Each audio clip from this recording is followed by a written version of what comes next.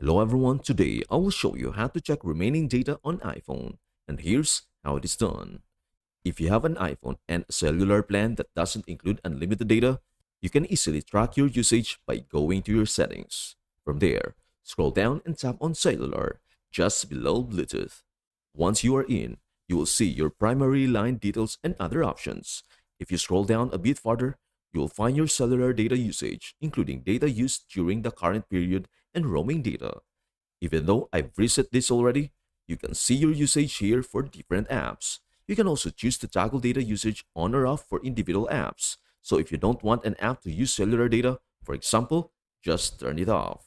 At the bottom, you'll see the option to reset statistics, which is important because this tracker doesn't automatically know when your billing cycle resets.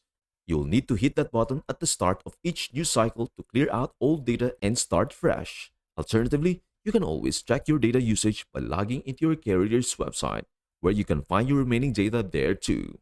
And that is everything you need to know about how to check remaining data on iPhone. Before we end, may I humbly ask you a favor? Please do like, share, and subscribe to our channel. This means the world to us. Thank you so much for watching. We hope to see you in our next video.